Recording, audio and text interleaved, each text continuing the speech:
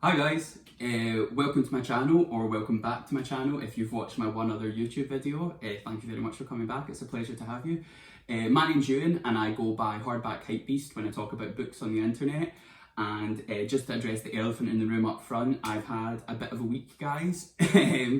I don't want to go into it too much here because it's been spoken about everywhere else, and I kind of just want to keep the YouTube channel as a place to properly talk about books. But I will just mention it briefly. If you're on book Twitter in the UK or book Instagram, Bookstagram in the UK, chances are you might have seen a stack of books that looks like this one behind me with Drake's Nike Nocta shoe on top. If so, you maybe know the story, but if not, I'll link my Instagram down below and you can go and check it out there. But essentially, weird case of mistaken identity. Everyone for a brief period thought Drake was reading Night Bitch by Rachel Yoder. Sadly he's not, but I am. And yeah, so go over to Instagram, you can find out the whole story of the mistaken identity and the sort of niche cultural crossover none of us knew that we needed. But anyway, the reason why I'm mentioning it here is because off the back of it, I have partnered with Picador in the UK to give away all of the Picador books that you see in this stack, including the Douglas Stewart Young Mungo Proof and Maddie Mortimer's debut novel, Maps of Our Spectacular Bodies. The final books are printed now, so it'll be a final hardback edition that you'll get, but I think you will get it before the book is properly released, so you'll still be on Team Early, as well as all the other Picador titles here, and a bunch of additional Picador proofs for upcoming releases. Can all be yours. So yeah, I just wanted to mention it so anyone here who wants to enter can head over to Instagram, find out how to enter, when you have up until to enter, and yeah, win yourself an amazing springtime TBR of released and unreleased Picador titles. Unfortunately, you have to be in the UK to enter, and you do have to be over 18 years old, but all of the T's and C's can be found on Picador's website, which will be linked down below as well.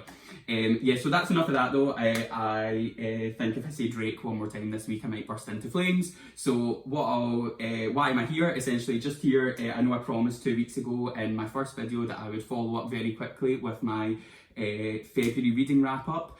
I'm a little bit late, sorry. I still find sitting down to film a little bit intimidating, so I've been putting it off, and my friend Simon over at Savage Reads gave me some very sage advice and said, if you don't feel like filming, don't do it because you'll just put yourself off.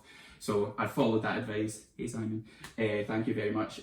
But I'm feeling like I can do it today, but as usual I've put it off, so I feel like I'm battling against the sunlight. Always putting pressure where there doesn't need to be, but that's just who I am. But yeah, so I'll do my February reading wrap up. This is my pile here, but I'll need to do a little bit of editing magic because the first book that I read in February was Hanya's To Paradise, which is under Drake's shoe. So I'll do a little bit of editing magic and hopefully should reappear on the screen holding the book. There we go. The best editing you've ever seen. People who make James Bond, give me a call. Yeah, so there we go. So To Paradise by Hanya Yanagihara, a book that needs absolutely no introduction from me. It's been spoken about everywhere, seen everywhere, but in my opinion is very, very deserving of the praise. Full disclosure up front, Hanya is probably my favourite writer ever. She, like many people, A Little Life is sort of like the most formative, most defining reading experience of my adult life. Both of her previous books are absolute 5 stars, and this one joins the pack to be her third 5 star, so really she can't go wrong. This one is also signed and dedicated to me by Hanya, which was lovely. I went to the book bar book signing a couple of weeks ago, and it was after I'd read it, so it was lovely to be able to speak to her, however briefly, about the book. And she signed my American hardback edition of A Little Life as well, which like was fangirling for like 3 days afterwards. I've got a Little Life tattoo on the back of my head, so it's really that deep for me, guys. So it was the most starstruck I've ever been. It was amazing. But anyway, To Paradise, I've literally tried to make this video so many times and I just end up talking for like 20-30 minutes just about this book, so I'm going to try and be as brief as possible. This is 3 books told in one, kind of 2 novellas and a novel, just in terms of length. And what she's done is so clever. It's basically a story of America told over 3 centuries. So you've got 1893, 1993 and 2093, past, present-ish, sort of slightly in the past, but definitely contemporary still, and future. And each of the 3 sections is like a different genre. So the first section is historical fiction, second section is contemporary fiction, and then the third section is sort of speculative dystopia, right? So it's really, really clever what she's done. And through the book, although they're 3 separate books and stand completely alone, names and family names are repeated. So you have the Binghams, you have the Griffiths, there's always a David, there's always an Edward, there's always a Charles. So some people on Bookstagram have been like mapping out family trees and kind of seeing like, are these the same families through all 3 of the sections, and kind of like, I would be fascinated to see those because I've not got that type of brain, but Hanya doesn't go there in the book. That's kind of like theoretical. She kind of nods to it a couple times, but very loosely, and it's kind of theoretical whether or not you believe that these are the same families throughout or not. Section 1, I'm just going to be as brief as possible because, like I say, I could talk about it forever. Section 1 is a speculative past America where, as a result of a variety of different things happening differently in history, what we know as the United States no longer exists, and it's all been split up, and it's set in what's known as the Free States, which is the East Coast primarily of America, most notably New York. And basically it's where all the wealth has ended up, so they've kind of cast off America as like a country with like its own problems that they don't want to be associated with because they view themselves as much more progressive. And as part of that, there's complete marriage equality, so there's no homophobia, anyone can marry who they want to marry. So in the beginning you kind of see it as this like utopian society, but very quickly it becomes clear that there's no such thing, and as much as there is marriage equality, which is brilliant, there's still huge issues elsewhere. Loads of stuff wrapped up to do with race and to do with sort of what happened with the Civil War and the emancipation of slaves. Really interesting, but primarily it follows the story of a man called David Bingham, who is the eldest heir to the Bingham brothers, which is a huge bank, so sort of like the wealthiest family in the Free States. And it follows the story of his grandfather trying to get him into an arranged marriage with another very wealthy family, but he falls in love with another man called Edward, who's a sort of vagabond music teacher, and it's about David's decision whether or not he's going to go into the arranged marriage or if he's going to be sort of disowned, if you like, and give away all this generational wealth and forge his own path. So yeah, it's brilliant. As much as I said this is an absolute 5-star, and it is, like a lot of people, I do have thoughts, which is why we're here. I very much sit in the camp of I wish that book 1 was its own novel. I think it's such arms and legs. I would love, like, the world building isn't very in-depth. You don't really get to know a lot of the whys and the hows of how we've ended up in this society, which I think would be fascinating. But so I kind of think it should have been its own novel. I think it definitely had the scope.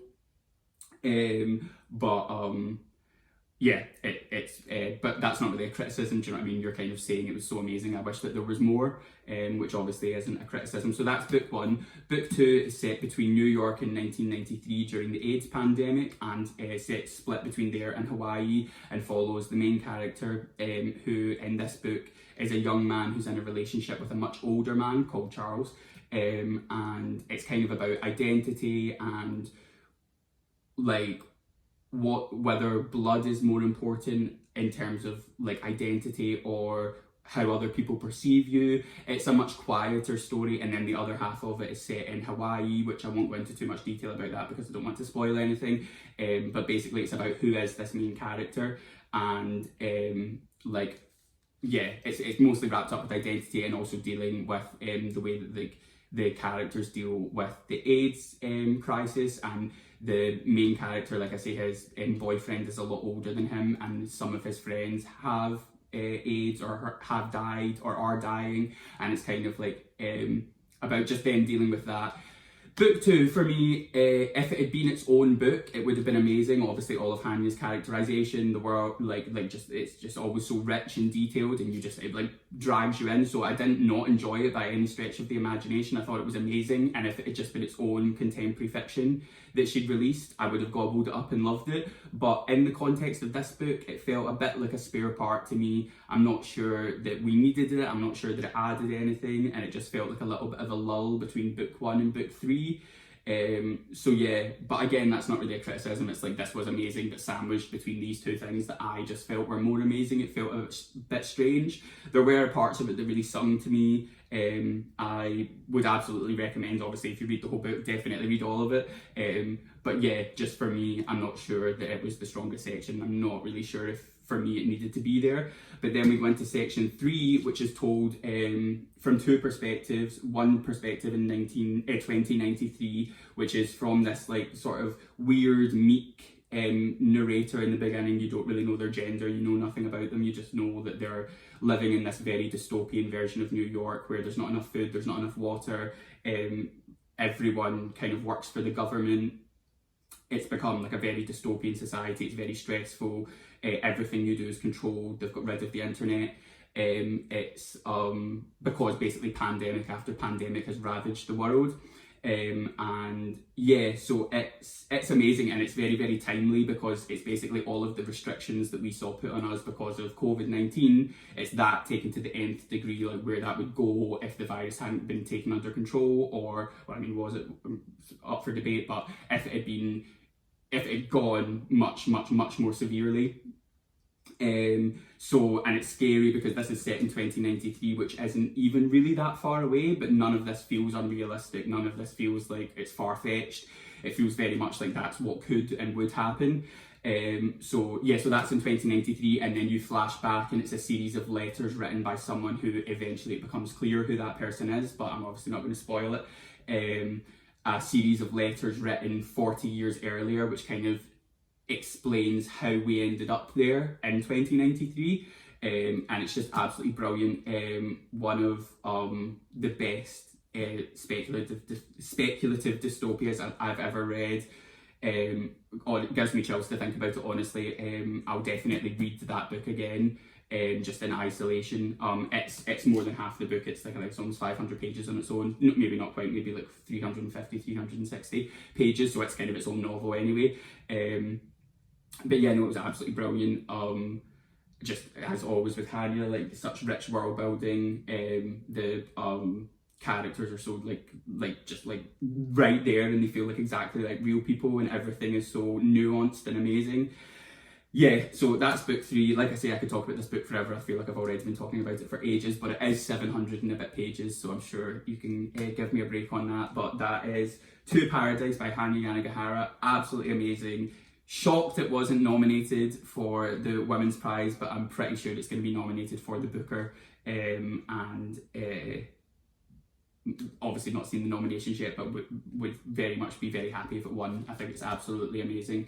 Yeah, so that's To Paradise by Hanya Yanagihara. I know it's like a doorstop of a book, but it is so worth the investment, and because it's like 3 books in one, you can read one book at a time and come back to it if big chunky books kind of put you off. So yes, that is To Paradise by Hanya Yanagihara, a synopsis by Euan. Okay, so what's next? Sorry, having a little bit of technical difficulties, but yeah, so next I read Underbelly by Anna Whitehouse, which this makes me laugh because it's actually a writing duo. It's a husband and wife, Anna Whitehouse and Matt Farquhar's son, but it says here it's a pseudonym, a fiction writing pseudonym, but it's not really a pseudonym, it's just one of their names. So I feel like Matt got the raw deal there, but anyway. I read this because it was Jen Campbell. It was one of her books of the year last year, and what she said about it just really interested me, so I wanted to pick it up. And yeah, I absolutely loved this. I raced through it. I think I read it in a day. Yeah, it's just brilliant. So basically, this tells the story of 2 women who, under normal circumstances, would never really have crossed paths. You've got Lo and her daughter Scout, and Dylan and her son Noah, and they couldn't be more different. They're slightly different ages, but they're also from like different classes, different backgrounds, and that's kind of what the book is about. And then the only reason why they kind of become friends is because a friendship is forced upon them, because Scout and Noah start school and become really good friends, so they kind of only become friends because of their children. And basically, so Lo is like a yummy mummy kind of social media influencer, and her motherhood is very much the focus of her social media persona. So she's got like deals with like children's clothing brands and things like that, and so there's quite a lot of like discussion around like, is it okay for her to use her child to this like huge social media audience to make money type thing. But she's very, very middle class. Her husband's accountant, they own a house in London, yada yada. So that's Lo. And then on the flip side, you have Dylan, who's a single mother struggling to make ends meet. Just finding it really difficult to sort of like survive in London with her son. And she's kind of estranged from her family, and there's some like darkness in her background to do with her son's father, which she kind of develops over time and you find out. So, but because of that, she's quite reticent to like open up to people and is quite like scared of outsiders and stuff. When the two of them come together, basically, a friendship kind of starts to develop reluctantly because Lo gets a lot of criticism online. She's like very fragile and very she's very like switched on to people, like how people perceive her in real life, and she's kind of desperate for people's acceptance and for people to like her. So because of that, she's kind of like very, very focused on getting Lo's approval, and Lo reveals to her that she has like an anonymous online blog and that she's like a writer. And Lo decides that she's gonna use sorry, I'm getting these names confused. Lo decides she's going to use her online platform to kind of catapult Dylan and her writing into like a little bit of online fame, and then it kind of goes from there. And it goes to quite a dark place. It's kind of about like what existing online means and how like things get misconstrued and you can't really tell people's tones or people's intentions from behind the screen. What Jen said about this, and I think she's totally right, is I think over the past sort of 10-15 years there's been like a lot of books written about social media and about existing online, but it kind of feels as if they've been like written by someone who's never been online, someone who's like never been on social media, and it lacks any kind of like nuance, and it just feels like a little bit cringe and like one-dimensional. This isn't like that. This absolutely gets the nuance of existing online and what social media can be like, and like the peaks and troughs and all of that nuance and like cancel culture, and it feels very true to life. So I love that about it. I thought it was brilliant, and it makes it very like real, so it makes it so like compulsively readable. And the other thing I would say about this book is like, have you ever like been in a disagreement with someone, or like you're on the periphery of like other people's disagreement, and like one person is so obviously in the wrong, but like they can't see it, and it's like, how can you possibly not see that you are the villain in this scenario? And it's kind of like baffling. This book does such a good job of like making you realize like how like there are two sides to every story, and how like someone can be in the wrong, and it's so obvious to everyone else that they're in the wrong, but how they can't see it themselves and they don't see it that way. And I've never really seen that done so successfully before. So yeah, this was absolutely amazing. Really loved it. Such like a fast, compulsive, like easy read, really enjoyable, although it does go to quite a dark place, so just like be aware of that. But yeah, so that was Underbelly by Anna Whitehouse. Loved that. Thank you, Jen, for the recommendation. Okay, so next, I felt like I was still like a little bit hung up on To Paradise, because like it was dealing with like some such like wide arching or like wide ranging and like heavy themes, that I felt like I needed something like as like a, sometimes I think like a really like nice, like fast paced, easy to digest thriller is like a really good like palate cleanser, if you like, in between like more heavy hitting stuff. So I went for The Family Upstairs by Lisa Jewell, and this was good. I mean, you can just tell from the cover exactly what kind of book it's going to be. Although it's not a good sign really that I can't remember any of the characters' names. So this, Libby, right? So this tells the story of a young woman called Libby, and she's been adopted, but on her 25th birthday she gets contacted by a lawyer and told that from her birth family she's inherited this huge abandoned house in Chelsea. And then off the back of that, she discovers that she was kind of found as a baby in a crib, and everyone else that was inside the house was dead. All of the adults were dead, and it looked as if there'd been like a bit of like a cult suicide pact that had happened. And it's like about like just like her kind of unraveling the mystery of what happened to her. And it's told from three perspectives. It's difficult with this kind of book to say too much because you don't want to spoil anything, but basically one of the perspectives is told 25 years earlier from inside the house. So you kind of get to see what's happening there. I mean, this was good. It's just one of those, like, it kept you turning the pages and I enjoyed it, but like there's a sequel. Am I going to run out and pick up the sequel to read it? Probably not, but like, would I read it if like I was on holiday somewhere in an Airbnb and it was sat there? Yeah, I would pick it up and read it, but like, Yeah, the one thing I would say, like, it's very like easy to read. I was compelled, I like was turning the pages and was like keen to finish it and whatnot. But one thing I would say is like it's not like a whodunit or anything. It's not that type of mystery or that type of thriller. But it kind of goes exactly where you think it's gonna go. Like at no point was I shocked. I kind of felt like I just knew exactly what was gonna happen. Like it just felt very obvious to me, but like so obvious that I felt as if like maybe that wasn't the point. Maybe you were kind of meant to know what was going to happen. But yeah, I'd be curious if anyone else has read this. Were you shocked at all? Because like I feel like it just went like A, B, C. Like just it was like very much like, yeah, there were no moments that I was like, oh, or anything. It just felt like exactly what you thought was going to happen was going to happen. It's the kind of book that you can imagine would make quite like a good like BBC drama or something though. So yeah, I mean that makes it sound like I didn't really enjoy it. I did enjoy it, but it just wasn't really like anything groundbreaking or anything that like, stuck with me really. But if you like thrillers like that, I think you would probably enjoy it. So this is The Family Upstairs by Lisa Jo. Yeah, so that was pretty good. Next, I read Lemon by Kwon Yeo Soon, which is look at that cover. It's published by Head of Zeus. It's absolutely gorgeous. This is translated from Korean by Janet Hong. And I absolutely love this. This is like one of those like really like small novels, like novellas that like packs a punch, do you know what I mean, and like does stick with you. So this says on the inside cover, it says, "This is not a murder story, it's the story of those left behind," and like I can't really put it any better myself. That's exactly what it is. So basically it tells the story of, in 2002, a girl gets murdered at her high school, and it becomes known in like the area that they live in, like the kind of sensationalist headline for it is the high school beauty murder. And basically this tells the story in like a series of like conversations or like sort of tableaus, if you like, over the next 20 years.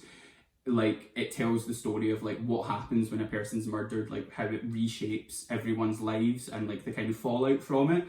And basically there are two main suspects. There's like a kind of like jock, like very popular jock guy who's a suspect, and then there's like more of like a social outcast misfit who's a suspect, and the police essentially can't ascertain who's done it. There's not enough evidence, so no one is kind of held accountable for it, and it just kind of goes like that's it. It's just unsolved. But it follows the story primarily of the girl's younger sister over the next 20 years, but it's told in, like I say, a series of conversations, and you never know whose perspective it's written from. It's not like it's not explicitly told whose perspective it is, so you kind of have to work out who is in what conversation, which is really kind of keeps you interested and keeps you going. And then over the course of like this 20 years, it becomes clear exactly what's happened in terms of the murder, but like that's not really the point. So that kind of is revealed to you quite subtly, and like there's not much focus put on it, because like I say, like the book says, it's not about the murder. It's not like a whodunit. Like it is, but it's not. It's more about like the hole that's left behind when someone dies or when someone's murdered, and like how people fill that hole. And yeah, so I thought this was absolutely brilliant. Would highly recommend it to people. I thought it was such a clever spin on like that like murder thriller genre, but like with like a really brilliant, like clever sort of like take on it. So yeah, highly recommend. Really love this, and it's like a short. I wouldn't say it's necessarily a super easy read because of like that, like I say, those switching perspectives and the fact that quite a lot of it's like subtle and implicit. You do kind of need to concentrate, and I suppose you could say it's quite slow, even though it's short. It's like, but I don't think it's slow. I think it's just like if you pick it up thinking it's going to be a murder mystery, you're going to be disappointed. So like go into it knowing it's not that. But yeah, no, absolutely brilliant. Would definitely recommend this. That's Lemon by Kwon Yeo Soon, translated from Korean by Janet Hong. And sorry, just one more time for the cover. Cool. What's next? I can't tell if it's like absolutely boiling in my house or if I'm just like quite like nervous or like putting pressure on myself to like beat the sun because I feel really warm. But anyway, it's not your guys' problem. Next up, I read this, which was, so this was it was definitely longlisted. I don't know if it was shortlisted for the International Booker last year, which the list has just been announced for this year, which is amazing. But I think I'm going to do a video about the list announcements for the Women's Prize and the International Booker, just in terms of the books that I'm interested in. But anyway, this is The War of the Poor by Eric Vuillard. I think it's how you would pronounce that. It's French, and it's translated from French by Marc Polizzotti. This was a weird one. Like, I I think it's being pitched really as like non-fiction, but it's kind of like a fictionalized account of a real person's life, if that makes sense. So like it reads like, I mean, it's really, really short, right? I didn't really like this. Like, I'm gonna be just straight up about it, which is really disappointing because I love the International Booker. I always find loads of books on there that I absolutely love. But this, I mean, it's 65 pages long, right? So it's like very, very short. It's absolutely tiny. But it just read to me kind of like a history essay from school. Do you know what it was like actually? It was like, well, first of all, I'll explain what it is. Basically, it's the story of a man called Thomas Müntzer, and it's kind of telling like the story in like the Middle Ages of like how the poor people like initially weren't allowed to know the word of God because it was all written in Latin, and if you were poor you wouldn't speak or read Latin, and then like the kind of movement to have it translated into English, and how that made like the sort of like the church really angry because it's like a racket, basically. It's just a money-making racket. Anyway, that's up to other people to decide, but essentially they didn't want people to be able to read the word of God because they wanted to be able to control people and say, I'm telling you what the word of God is, and you're not on the level that you would understand, so you just listen to me. But it just read to me like, I just think it was such a weird choice for the International Booker, because it read to me like either like a history essay or like, you know, like that like history teacher that you had at school that like kind of wanted to make things like cool and relatable, like you wanted to like make history cool.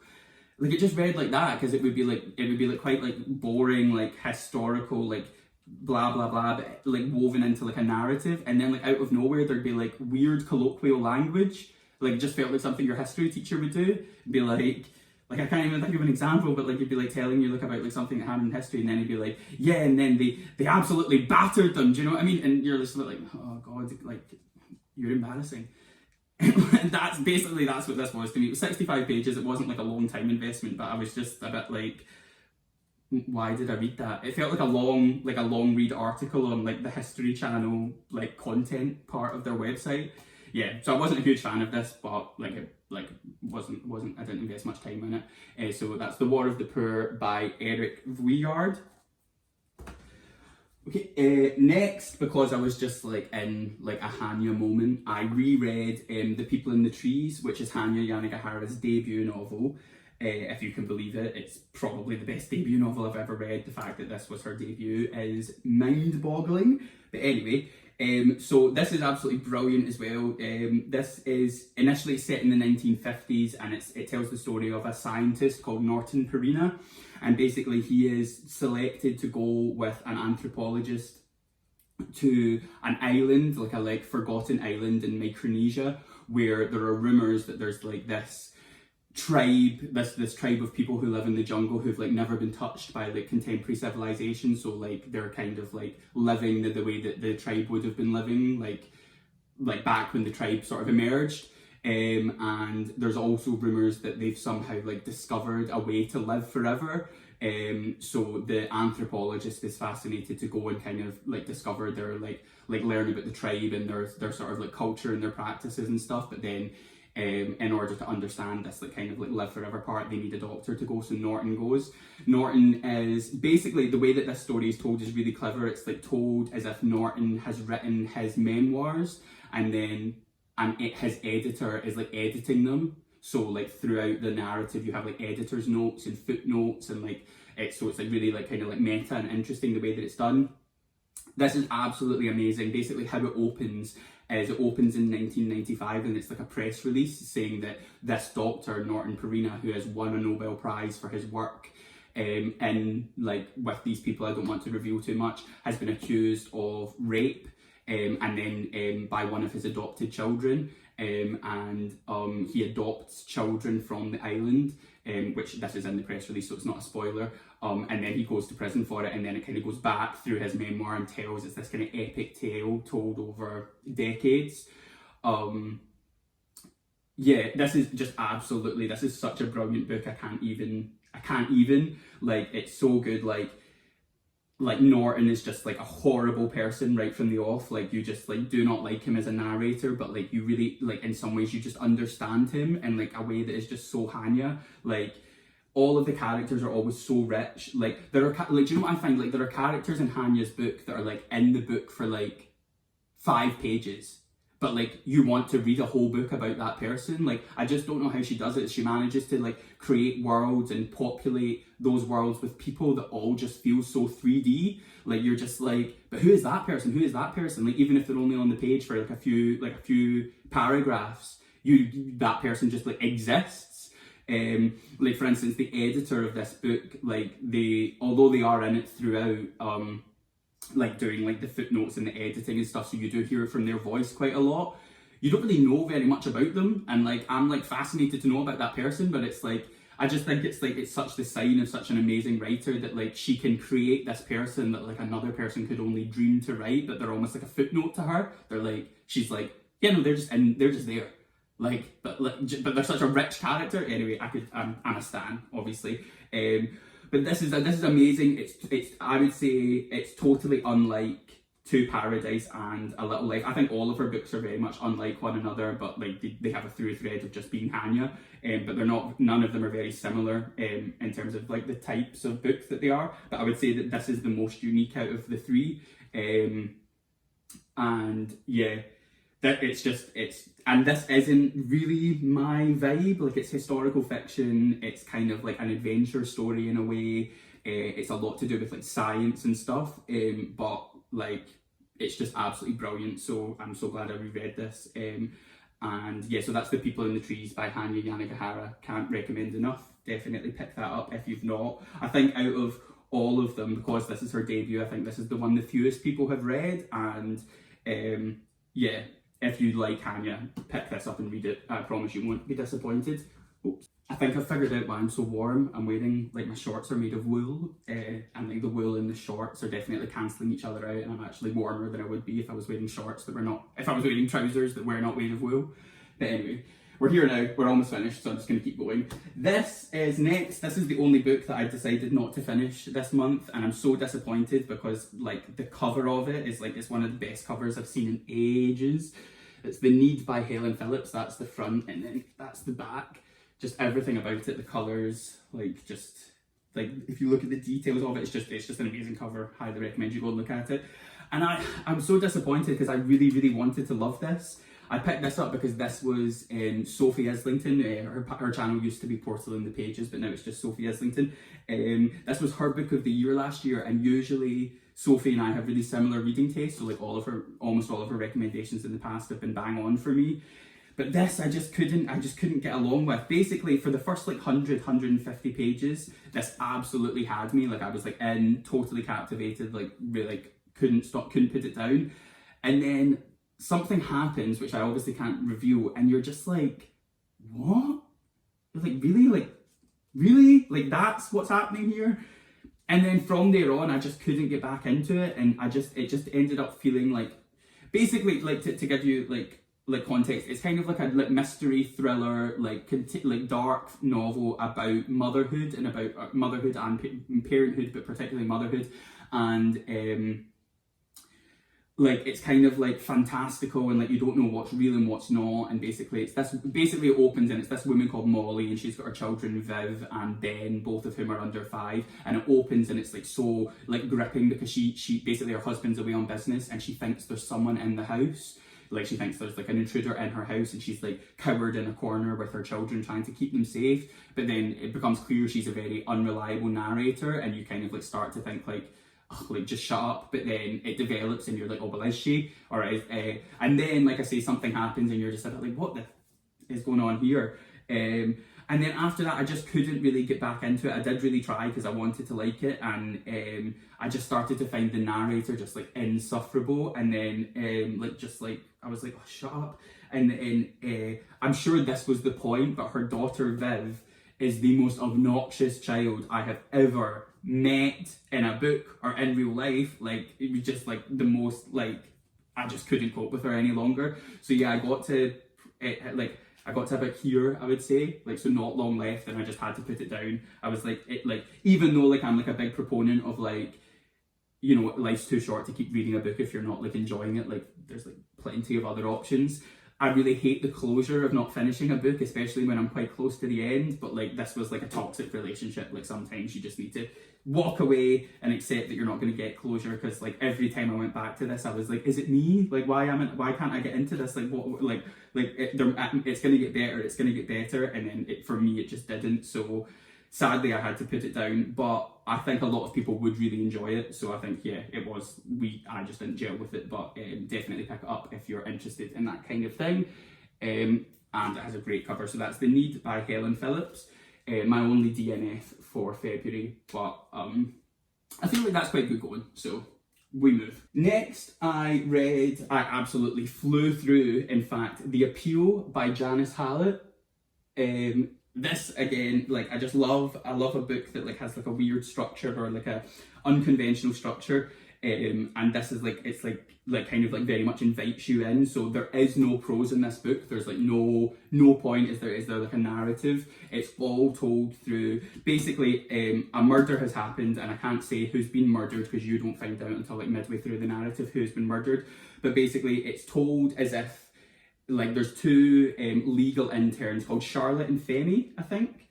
I'm pretty sure they're called Charlotte and Femi, and it's told basically like their boss, like the lawyer at their firm who's like in charge of them, is basically convinced that something has gone wrong with a murder trial, and he wants to send them all of the information and have them pour through it and see if they agree, but he doesn't want them to know what he's thinking. He wants to see if they come to the same conclusion as him based on the evidence.